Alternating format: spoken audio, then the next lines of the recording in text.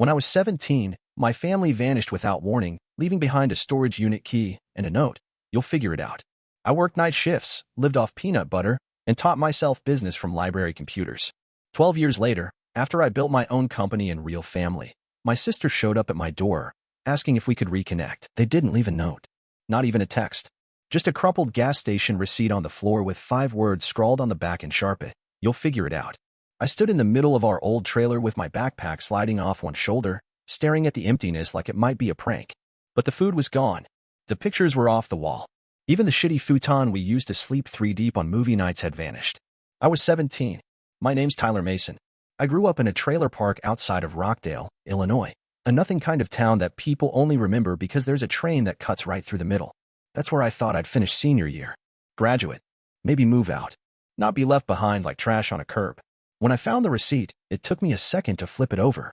I thought maybe it was just trash. But there it was in permanent marker, like some sick punchline. And just above it, the timestamp, 3 days earlier. They'd been gone that long already. My first instinct wasn't even anger. It was confusion. Then fear. Then just numb. I called my mom's phone, disconnected. My dad's went to voicemail, then full mailbox. Carrie, my little sister, only 12, had an iPad I bought her for Christmas with my summer job money. It showed her location bouncing between rest stops across Iowa. Then it went dark. The landlord showed up later that day to collect rent. I told him my parents were gone. He didn't look surprised. They said they were moving out, he said, flicking through his notebook. Said you were going to stay with your aunt. I didn't have an aunt. At least not one who'd ever call or send a birthday card. So that was it. I packed up a duffel with whatever I could fit. 3 pairs of jeans, some underwear, a couple t-shirts, and the landscaping gloves I'd used all summer. Everything else, gone. I crashed at Jared's house, a guy from school who let me sleep on his couch. His mom said it was fine for a night or 2. The 3rd morning, she handed me a bowl of cereal and said, "You're a good kid, Tyler. But I've got 3 of my own." "I'm sorry." I nodded like I understood. Because I did. No one wants a stray dog hanging around, no matter how polite it is. That night, I found a place that didn't ask questions. Storage units out by the old train yard. I paid the guy at the desk the last $112 I had from mowing lawns and trimming hedges over the summer. Unit 308. 10 by 10. Concrete floor. Rusted roll-up door. No heat. No electricity. No lock. I bought one from the gas station next door. I moved in that night with my duffel, a jar of peanut butter, and an extension cord I'd stolen from behind a hardware store display months ago. And that was home. It wasn't warm.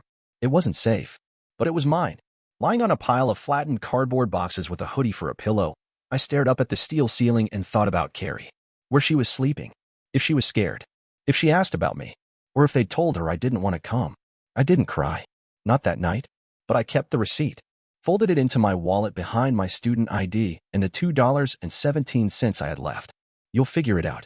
That became the first rule of my life. And damn it, I would. Peanut butter and gas station bread. That's what I lived on for weeks. I found the bread in the clearance rack, 2 loaves for $1, stale as bricks, but edible if you tore off the crust. Peanut butter came from the dollar store, off-brand and oily, but it kept me from going to bed hungry. I had a plastic spoon from 7-Eleven and a pocket knife to spread it. That was my kitchen. Showers were trickier. I signed up for a free trial at the YMCA on the edge of town. Said I was new in town, gave a fake address. They gave me a locker and a towel. I'd go in every other day, shower quick, try to scrub the grime out of my hair before anyone noticed how long I'd been there. It wasn't glamorous, but it worked.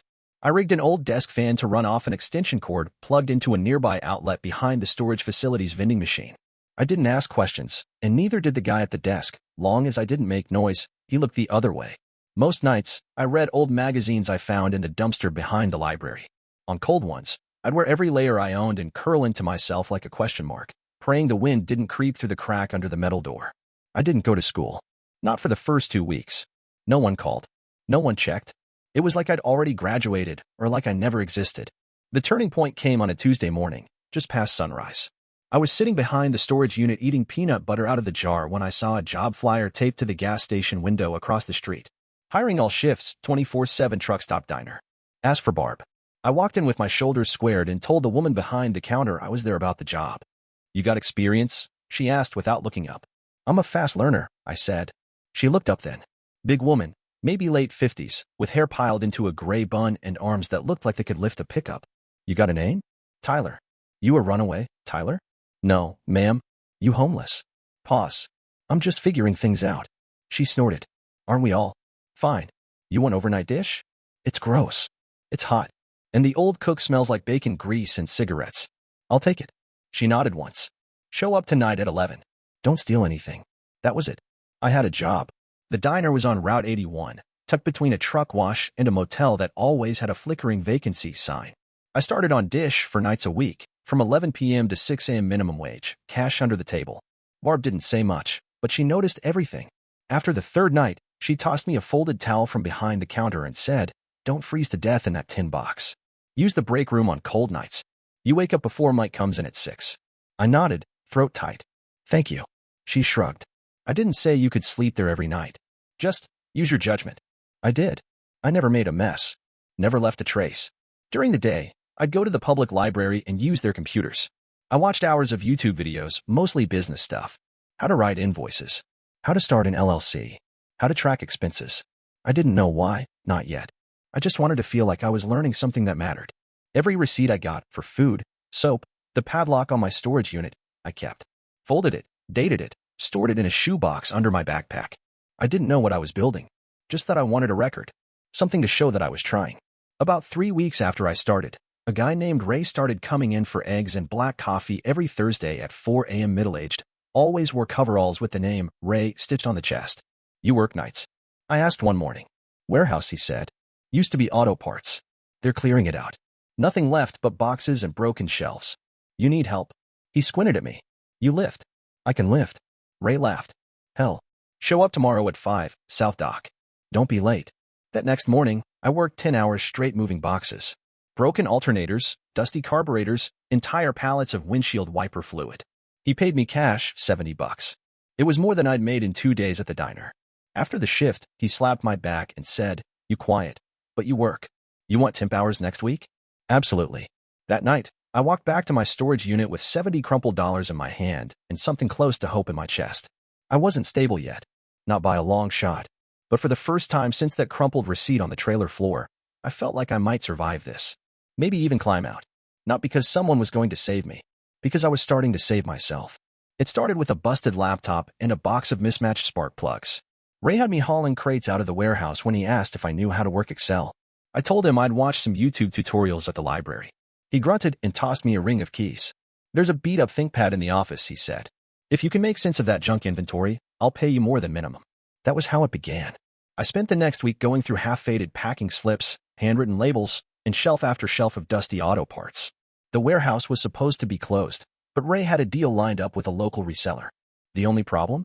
No one knew what the hell was in the building. I made a spreadsheet. Nothing fancy, just columns for part number, condition, quantity, notes. I cataloged everything by hand, cross-checking it with whatever info I could scrape off the boxes. Some nights I'd stay after my shift, staring at that dim ThinkPad screen, learning as I went. Ray came in one morning with a breakfast sandwich in each hand. You finished the back row? He asked, nodding toward the far shelves. Finished last night, I said, flipping the screen around. He stared at the list, then let out a low whistle. Damn. You made sense of it. He handed me one of the sandwiches. You ever think of doing this for a living? Doing what? Making people's messes look clean. I didn't answer right away, but something clicked that day. The auto parts deal went through. Ray gave me an extra $100 and passed my name to his buddy Frank, who ran a shop out in Bloomington. Frank had a backroom full of parts with no tracking system, just sticky notes and memory. I took a bus out, offered him 3 days' work for 2 days' pay. Just want a shot, I told him. He looked me up and down. You got tools. I held up my library card and a USB drive. Better. He grinned. All right, kid. Let's see what you've got. From there, it snowballed. By the time I turned 19, I had a stack of business cards I printed myself on the library printer. Nothing fancy, just Tyler Mason, systems cleanup, and operations help in bold black letters. People started calling.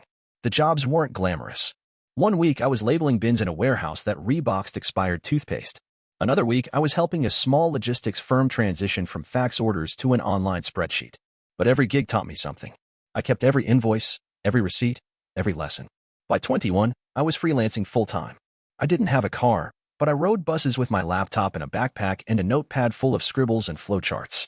Most of my clients were older guys who built their companies out of garages or storage lockers and didn't know how to digitize the chaos they'd created. They liked me because I didn't talk like a consultant. I didn't wear a suit.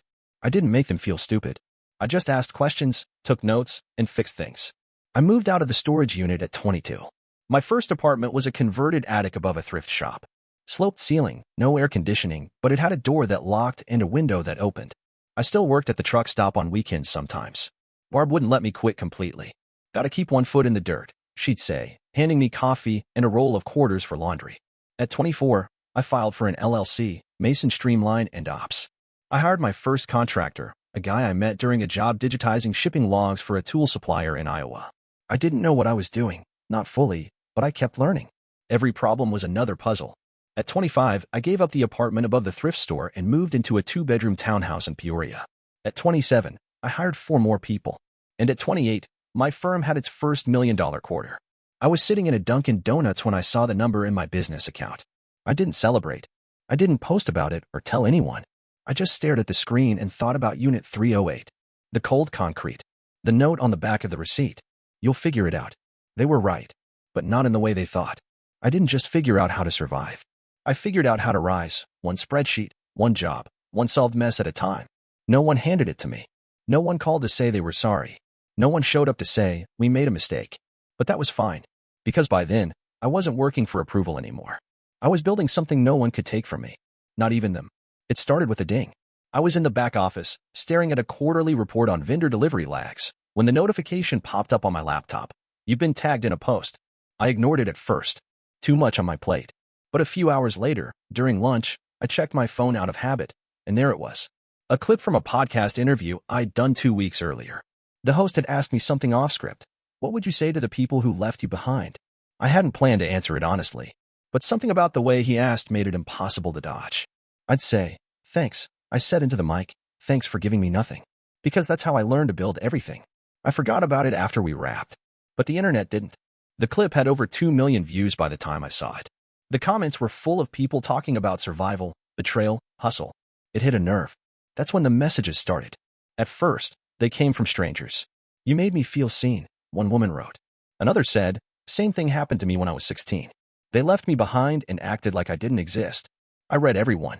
Until I saw the email. Subject line, still our son. I froze. My eyes locked on the screen like it might vanish if I blinked. The sender was a Gmail address I didn't recognize, but the name? Kimberly Mason. My mother. I didn't open it. Not right away. I stared at it, chest tight, fingers curling against the table. I hadn't heard from her in over 12 years. Not a single word. Then, 10 minutes later, another ping. New email. This one from a different sender. Subject, it's me, Carrie. I clicked it without thinking. Tyler. I saw the video. I cried so hard I couldn't breathe. I didn't know. I swear to God, I didn't know. They told me you didn't want to come. That you chose to stay behind. That you were angry and you wanted to be alone. I believed them. I was 12. I didn't know how to question it. I miss you. I've always missed you. Can we talk? Love. Carrie. I must have read it 10 times. My thumb hovered over reply, but I couldn't make myself type anything. My body was locked, stuck somewhere between grief and disbelief. She was a kid. 12. She believed what they told her. I wanted to scream. I wanted to hug her. I wanted to delete the email and never look at it again. Instead, I forwarded both messages to my therapist, Dan. Dan had been with me for 6 years, helped me through the worst panic attacks, talked me down the night I had my first investor meeting and nearly walked out. He was one of the few people I trusted completely. His reply came within an hour. You don't owe them anything, Tyler. Not even a response. But I know you. So if you do reply, take your time. Feel everything first. This isn't just about them. This is about that boy in Unit 308 who never got a goodbye. I didn't respond to Carrie's email that night. I didn't open the one from my mom. I sat in my apartment, alone, staring out the window at the streetlights, and I thought about all the birthdays, all the holidays, all the nights I'd laid awake wondering if they ever looked back, wondering if they even remembered my face. And now here they were, 12 years later, knocking on my door, virtually. Was it guilt? Was it a reaction to the podcast blowing up? Did they really want to talk? Or did they just want to be part of my story now that it had a headline? 3 days passed. I didn't write. Didn't call.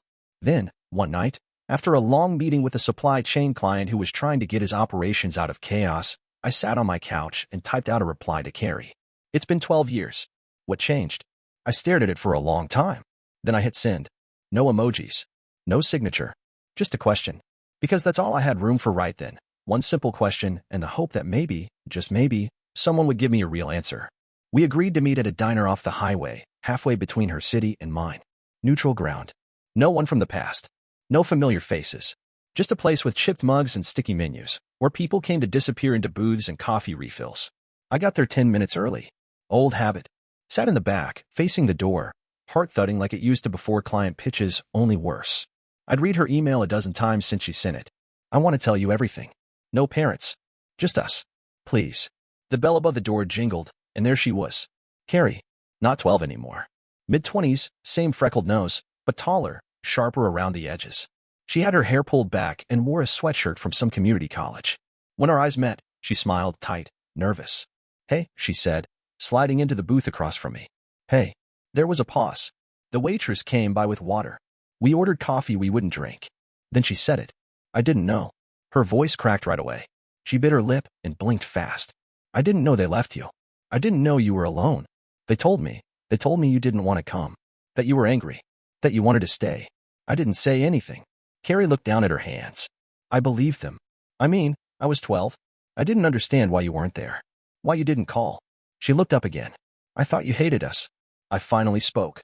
I thought you forgot me. She flinched. I told her. Not all of it, but enough. The peanut butter. The YMCA showers. The nights in the storage unit with a fan rigged to an outlet. The job at the diner. Barb. The warehouse. How I built something out of what they left behind. Carrie's eyes filled with tears halfway through. She didn't interrupt. I used to lie awake, I said, wondering if you asked about me. Wondering if you missed me. She nodded, lips trembling. I did. I missed you every day. I just thought you didn't want me. We sat there, two people with 12 years of silence between us, and suddenly it felt too loud. The clinking of forks, the buzz of conversations around us. I felt like I couldn't breathe. Carrie reached across the table and put her hand on mine. I'm sorry, she whispered. For believing them. For not finding you sooner. For everything. I didn't pull away. We sat like that for a long time. Eventually, the waitress came by with the check. Carrie grabbed it before I could. Let me, she said. You've paid for enough. We walked out together into the gray afternoon. Her car was parked near mine. She stopped before opening the door. I don't know where this goes, she said. But I want you in my life, if you want that too. I didn't answer. I just pulled her into a hug. She started crying immediately, face buried against my shoulder like when she was little. I'm so sorry, she said again. I held her tight. Then let go. We said goodbye. I drove home with the windows down, the receipt from the diner in the passenger seat. Something had shifted. Not everything, but something. For the first time in years, I wasn't haunted by the thought of them. I was just thinking about her. Carrie. Maybe that was a start. The email from my father came exactly 9 days after I met with Carrie. It was long, way longer than I expected from him. Paragraphs of careful language, a tone that tried to sound humble but couldn't quite hide the desperation. Your mother's medical bills have gotten worse than we expected. We refinanced the car, but that only bought us time. The house needs repairs we can't afford. I started a small venture that didn't go the way I hoped. It ended with 5 words that made my stomach turn. We could use your help. I didn't respond. Not because I didn't have the words, but because I knew mine wouldn't matter. Nothing I said would be heard. They weren't reaching out to reconnect. They weren't asking to talk. They were asking for money. Dan, my therapist, called it immediately. Tyler, they didn't contact you after 12 years because they had a change of heart. They saw your name trending. They saw you succeed. I nodded, but inside I was already turning it over. What if Mom really was sick? What if the bills were real? What if they weren't lying this time? Then another message came. This time from Carrie. I'm so sorry. Dad told me he reached out. I told him not to. I didn't know he was going to ask for anything. I get it if you don't want to respond. I just wanted you to know I'm still here. No pressure. Just still here. At the end, she added. Also, my daughter's been asking about her Uncle Tyler since I showed her your picture. That one hit different. I stared at it for a while. I hadn't even known she had a kid. I didn't ask questions when we met at the diner. There hadn't been time. Her name was June, 3 years old. Carrie sent a photo after I replied. Big brown eyes, wild curls, and the same crooked smile Carrie had at that age. She was beautiful. I wrote back. I'd like to meet her, but only if it's just you. No parents. No surprise reunions. No guilt. Just you and June. Carrie replied in minutes. Of course. On your terms. Always. We met at a park on the west side of town the following Saturday. I brought a stuffed bear I bought on the way, stupidly nervous that a toddler might not like me. June ran straight into Carrie's legs when she saw me. Shy at first. But when I knelt down and held out the bear, her eyes lit up. Thank you, she whispered. And that was it. I was hooked. We spent an hour together. June picked dandelions. I pushed her on the swings. Carrie watched quietly, smiling in that tired, grateful way parents do. Afterward, we sat on a bench while June napped in the stroller. They don't know I'm here, Carrie said. I figured. I want you to know, I'm not here to ask for anything. I don't care if you ever give them a dime.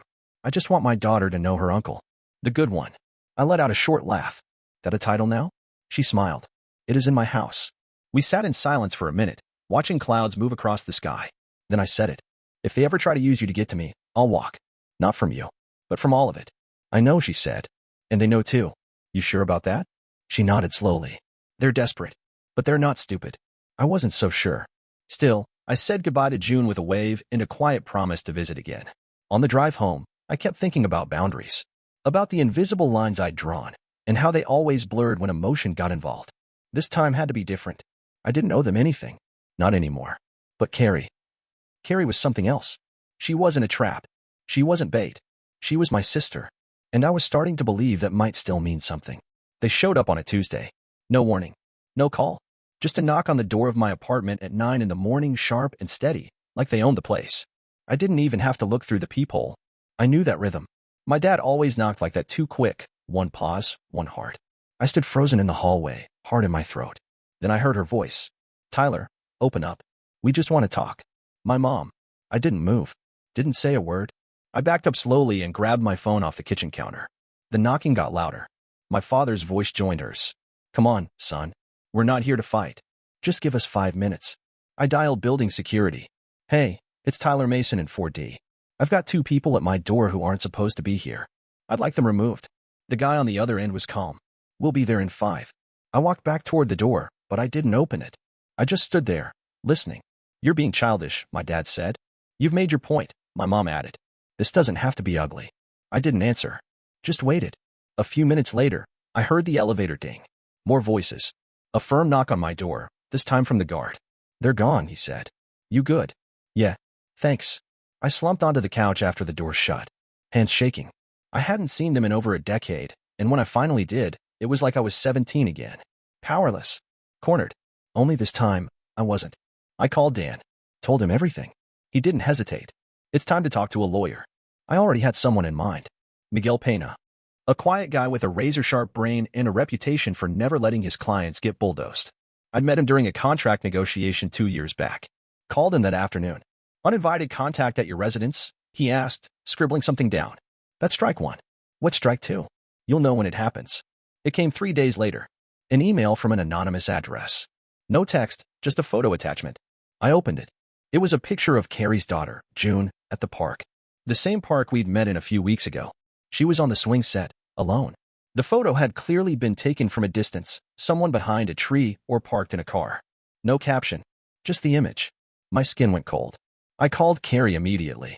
Where are you? At home. Why? I told her. She went quiet. They said they'd back off, she whispered. They promised. I forwarded her the photo. 10 minutes later, she called back in tears. That's from last week. I took her there after daycare. Tyler, she was with me the whole time. I didn't see anyone. Miguel filed for a restraining order the next day. One for me, one for Carrie, one for June. He also reached out to a private investigator, a friend of his, to trace the email. We're going to build a case, Miguel said. You need to be ready for a fight. I was. What I wasn't ready for was how fast things unraveled. Carrie found her phone bugged. Not literally, but her dad had been using a shared Apple ID from her teenage years. Accessing her location. Reading her calendar entries. We cut it off. Changed everything. Then came more emails. Some angry. Some pleading. How could you do this to us? We gave you life, and this is how you repay us? If you don't help us, we'll take this public. Everyone will know how ungrateful you are. Miguel documented everything. Dan kept me steady. Carrie moved in with me temporarily, bringing June in 2 suitcases. I set up the guest room with new sheets, a toy chest, and blackout curtains so the little one could nap in peace. The first night, after Carrie tucked her in, she came out and sat on the floor beside my couch. I'm sorry, she said quietly. For what? For not seeing what they were sooner. You were a kid. Still. She looked at me. This isn't just messed up. It's dangerous. I nodded. I never thought they'd go that far, I said. And then we sat there, the 2 of us, side by side on the hardwood floor, not saying anything for a long time.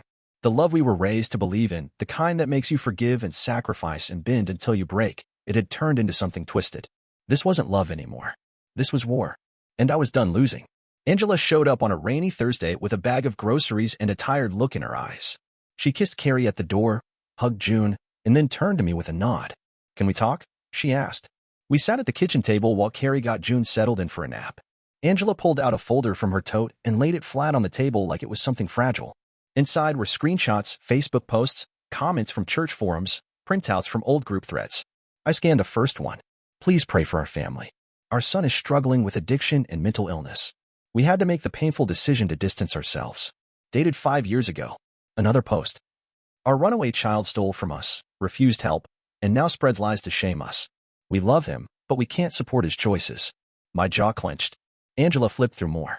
"They've been painting you as this unstable, angry black sheep for years," she said quietly. "To everyone. Friends, relatives, even strangers on the internet." I sat back in my chair. Numb. "They said I was a thief? They told people you took money. That you hit your father once during an argument. That you screamed at Carrie before storming off to live on the streets." Carrie appeared in the doorway, eyes red. "They said I needed to forget you. That you were dangerous. That if I reached out, you'd drag me down with you." I looked down at my hands, steady now, clean, the same ones I used to press against my chest in a storage unit just to feel my own heartbeat on cold nights. "They called me dangerous?" Angela leaned forward. "We believed them. At least for a while. Even I did. Your name was barely mentioned in their house. If it came up, it was like someone had cursed. I didn't know whether to laugh or cry." Miguel printed the screenshots. "Dan helped me write a statement, not for court, but for clarity. For myself. A timeline. A record. A voice reclaiming its own story." Carrie and Angela stayed in the guest room. Angela started working remotely from my dining table. June decorated the fridge with crayon drawings of Uncle Ty in his magic office. One night after dinner, Carrie pulled me aside. "There's something else." I waited. "They've gotten worse. Controlling. My dad yelled at June once, screamed, actually, when she spilled juice on his rug. My mom just watched.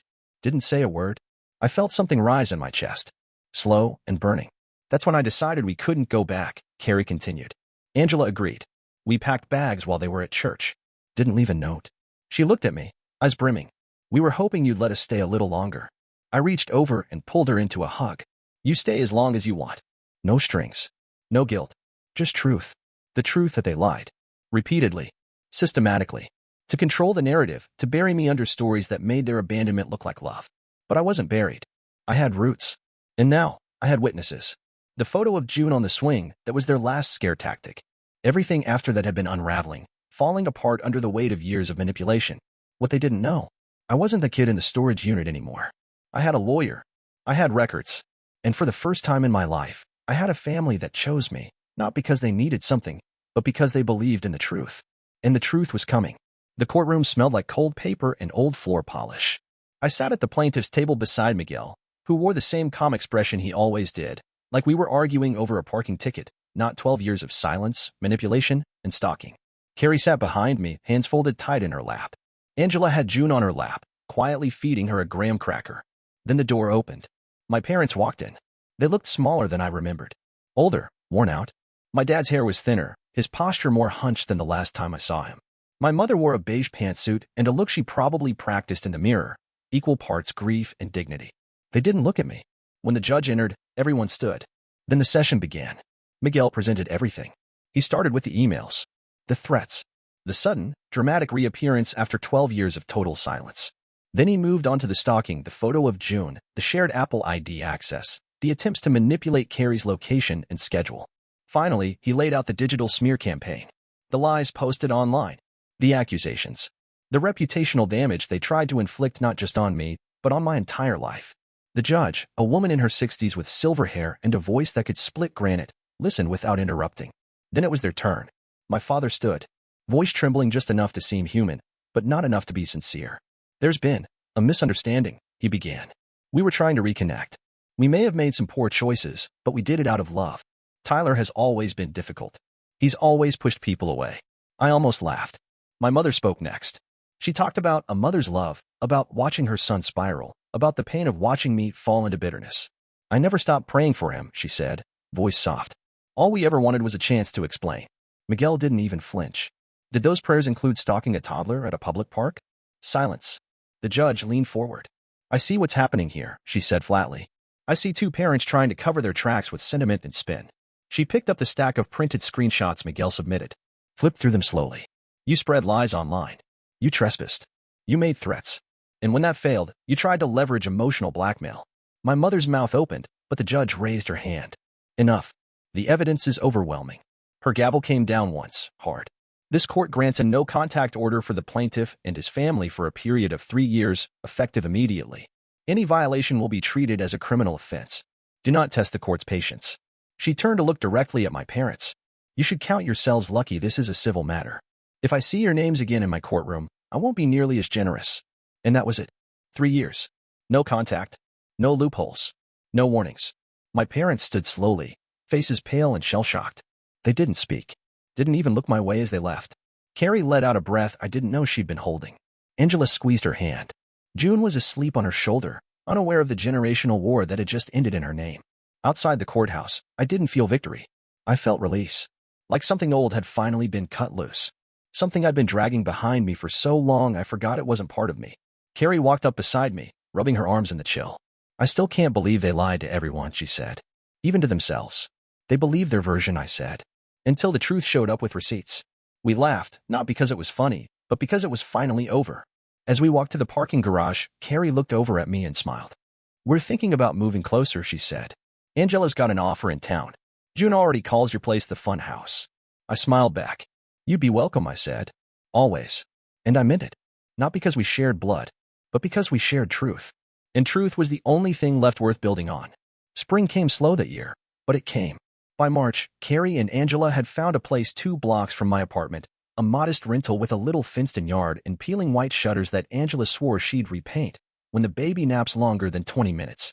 They moved in during a warm spell, when the last of the snow was melting into slush, and June insisted I hold her hand every time we crossed the street. You're my favorite grown-up, she told me once, while we waited for a red light. Even more than your mom's? I asked. She looked both ways like she was checking for spies and whispered, don't tell them. I didn't. By April, I was Uncle Ty in every sense. June dragged me into tea parties, sidewalk chalk sessions, and long, meandering conversations about dinosaurs and the ethics of sharing cookies. On the weekends, Carrie and I took turns making breakfast while Angela caught up on sleep. Sometimes we talked business, sometimes nothing at all. It wasn't perfect. Nothing ever is. But it was real. And more than that, it was mine. Then came June's birthday. Carrie asked if I wanted to help host. I said yes before she finished the sentence. We did it at my place, streamers, balloons, a ridiculous bounce house Angela found on Facebook Marketplace, and a real cake this time. Chocolate with strawberry frosting, shaped like a ladybug.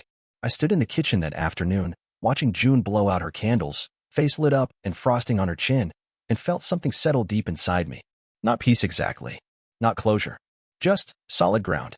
After the last of the kids left and the noise died down, I went into my office to grab something from the printer. That's when I saw it, an envelope tucked halfway under the door. No return address. My name written in that same looped cursive I hadn't seen in over a decade. Mom. I sat on the edge of the couch and opened it with one finger. Inside was a single sheet of stationery. Tyler. I know you probably won't read this, and if you do, you don't know me anything. I just wanted to say I was wrong. About so much. About who you were. About what I let myself believe. I won't list excuses. There are none. What I did, what we did, was unforgivable. But I hope someday you'll know that I see it now. I see what we took from you. I'm sorry. Not because I want something from you, but because it's the only honest thing I have left to say. Mom. No ask. No plea. No manipulation. Just a few lines of paper and ink. I folded it neatly, slid it into a drawer with the old diner receipt I still kept in my wallet, the one that said you'll figure it out. I didn't cry. Not then. I didn't reply either. Because this wasn't about closure. Or forgiveness. It was about choice. And I finally had mine. That night, June insisted we all have a sleepover in the living room, just sleeping bags and popcorn and her newest obsession, talking animal movies. At some point between the second film and her drifting off on my shoulder, I looked around and felt it again, that strange, quiet certainty. I had figured it out. Not the way they imagined I would. Not by chasing their approval. Not by proving them wrong. But by building something better. By choosing truth over image. By making a life where love didn't come with a price tag. I kissed the top of June's head, pulled the blanket up around her shoulders, and leaned back against the couch. Outside, the streetlights flickered on one by one. And inside, I finally felt at home.